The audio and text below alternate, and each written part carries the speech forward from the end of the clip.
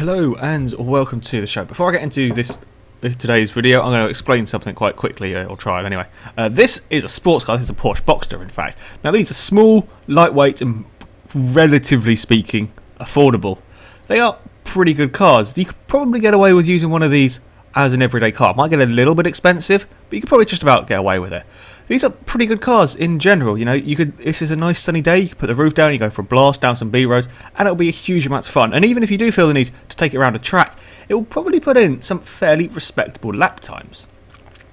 Now this is a track car. This is a Lotus 211. These are designed for the sort of ultimate corner speed. They will make your mind hurt as they go around corners. They are just that fast. These are probably road legal. I think this car's road legal. I'm not actually sure. But would you really want to drive it on the road? I can't imagine it's particularly comfortable. This one only has one seat, so you're not going to be taking anybody anywhere. It's also not exactly waterproof. These are very, very good at what they do. They are insanely fast around a track, but not really an everyday car, and certainly not the most comfortable thing when it comes to the road. This is a supercar 458 Italia. They are often Italian, often mid-engine, rear-wheel drive. Will probably cost about as much as the decent house, but they are very, very fast, very, very noisy, very, very good looking. Now these cars aren't really everyday cars. They're not exactly practical. They probably won't do very many miles to the gallon. Probably got terrible visibility, but if you have the sort of money that these cars cost, you don't really care about that. These are sort of, you're going to drive this on the weekend. They are very fast when it comes to a track, very fast pretty much everywhere. But yeah, you can't really get away with using one of these in an everyday car. It's going to cost a horrendous amount of money. Now this is a Dodge Charger. These is a muscle car. Now these were designed sort of to be as fast as a car could be in a straight line, and everything else was kind of secondary. They're also designed to be cheap, and that's quite an important thing. Muscle cars were incredibly fast, incredibly powerful for the money you paid for them.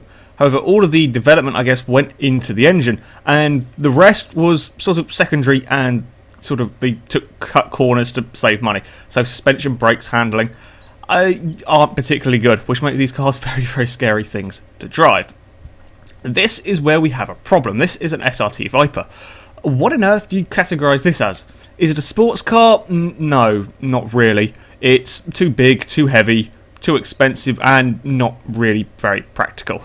Is it a track car? No. It's too heavy again, far too big, and it will get annihilated by the likes of a Lotus 211 Exige or whatever around a track, because it's just not got the grip and the speed of them things through the corners. Admittedly, straight line speed, it'll be faster, but around corners, no chance. Is it a supercar? No, it's not really. It's kind of a tricky one, because it is a quick car, okay, but it's not 458 Italia fast around a track. It's just kind of a bit to do with the name as well. People who don't know cars, if you say, oh, I have a Ferrari, they know a Ferrari is fast. If you say, oh, I have a Viper, probably won't even know, some people won't even know what the earth that is, and two, you say that and it sort of conjures up images of muscle cars. Whether this is where it gets tricky now. Is this a muscle car? No, because it's not a traditional muscle car. It goes around corners just as well as it goes in a straight line, almost just as well as it goes in a straight line. This is where things get a bit messy. It is a very good car. It is a quick car around a track, but it's not 458 Italia, not Lamborghini Aventador fast. And the name, it's just not as well known. You can't say, oh, I drive a Viper. People aren't necessarily going to know what that is. And the same comes with a Corvette. You say, oh, I drive a Corvette, and you conjure up images of muscle cars again.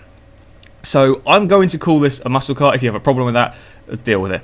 Because there really isn't a better category to put it at. I guess it is more of a super muscle car, more than anything, because it is a much, much faster than a traditional muscle car. It's not a traditional muscle car. It is sort of a modern day super muscle car. But I do like the Vipers. I think Vipers are fantastic cars. Sure, people who watch this regularly will know I am a huge, huge fan of the Viper. The SRT Viper has 640 horsepower, which is a lot. Weighs 3,200 pounds, which isn't too bad. 0 to 60 time is 3.6 seconds, so yep, it's pretty fast, goes over 200 miles an hour. So yeah, straight line speed is good. Price is also very important. This car costs 95,000 credits, which is incredibly cheap for this performance. It's ridiculously cheap. You consider the 458 Italia that was on the video a minute ago is sort of 220,000. and this is 95, there really isn't a 100,000 difference in performance. Okay, it's not quite as fast, it's not quite as sophisticated as the 458 Italia. When it gets to the corners, you do... It's a good car when it gets to the corners, it's just not quite as good as, say, the 458 Italia. When you turn in, there is quite a lot more understeer than I was expecting. It's a little bit strange, actually. I'm not sure why that is. It just understeers a little bit when it comes in the corners. I have to say, for a big American muscle car, it is pretty good at putting the power down. Around these corners here, I'm sort of booting it in second gear, and it's not doing any wheel spin, slidey, scary, sideways stuff that you get in old traditional Vipers. This one here is much, much better. It has surprisingly good traction, I have to say, and it is quite a lot of fun to drive. It can be a little bit tricky at times. Now, this is probably its main rival in the super muscle car category. I like that. That's mine now. The Corvette ZR1, and that first corner pretty much sums up this car. This is not really like the Viper. This is utterly bonkers. This has like 2 horsepower less than the Viper, but it has more torques. It weighs a little bit more, actually. It's sort of like 200 pounds more, which surprised me. It has a supercharger on it. It's sort of scary, this thing. you kind of just put the power down. Where I said, like with the Viper in second gear, you can put the power down, it doesn't wheel spin. In this, it will. It will just go sideways at the easiest, any opportunity it has, it will want to be going sideways. Out of this corner here in particular, it's quite nasty. You have to be really careful with the throttle. That's a second gear corner in these cars. First gear, it'll just spin the wheels. Second gear, in the Corvette, it'll spin the wheels. In the Viper, you're fine. It doesn't quite have the same understeer problems as the Viper. It's quite a nice car to drive. It is very tricky though. It is actually faster in a straight line. I have to say, I was surprised by this, about how much faster. This does 215 miles an hour, and that's really quite impressive. And you do notice it when you're competing against the Viper. This thing is very rapid in a straight line. Acceleration, they reckon it'll do 3.3 seconds to 60. Maybe if you stopped wheel spinning it, it could do that. Getting traction in this car though is seriously hard. Again, this thing here is incredibly cheap. 100,000 credits, only 5,000 more than the Viper. And for the amount of performance you get from this thing, it is insane. Now, both these cars have been around our track, so rather than do that again, we're going to have a little race. Now, off the start line, it would look like the Viper is much quicker. I will point out, I have a technique for launching these, for big, powerful muscle cars off the line, and Daniel hasn't learnt it, and he's too stubborn to learn it from me. So, I kind of get a bit of an advantage. I did try it with the Corvette, and it doesn't work as well as it does with the Viper. The Viper just has better traction. I'm not 100% sure why. It's just a bit better at launching and accelerates. As you can see there, I fell off the road a little bit. Ignore that bit, and there was nearly a crash as well between us. So yes, the Corvette is now in front. As Dan, you see that corner there is kind of lucky. There's such a wide runoff area because it's very easy to get it wrong in these cars. As you can see, the racing is pretty close between these two. It's not really surprising when you look at the PI figures of these cars. They are, what are they, 5 PI difference between the two of them, slightly in favour of the Viper. As I fall off the road again. This was our first race with these cars. Neither of us had driven these cars in absolutely ages, so to keep things fair, this is the first race with us. So neither of us are experienced with these cars. We do know this track very well. We have driven around here a lot. So yeah, as you can see, in a straight line, the Corvette is pulling away. It's not massively. I have to say, I was quite impressed with the Viper keeping up with the Corvette. I'm going to take a lunge now. The brakes are surprisingly good in both of these cars. I have to say, I was quite surprised by how well these things stopped. There is a certain element of fear, I guess, where you're travelling like 180 and you put on the brakes at the 150 metre board. I wasn't sure these things were going to get stopped, but they did. Round there, Daniel, I hate that camera there, it's terrible.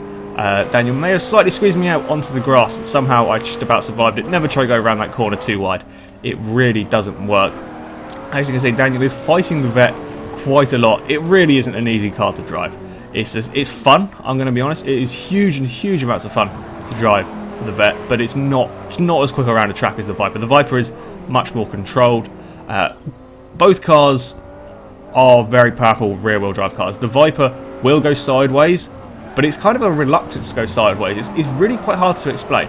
If you boot it in the Viper, it can go sideways, but it doesn't want to do that particularly. It wants to be driving around the track properly, which makes it quite a weird thing to drive. The Corvette, it just is happy to do whatever. You can get it around corners, but it's also very happy to go sideways.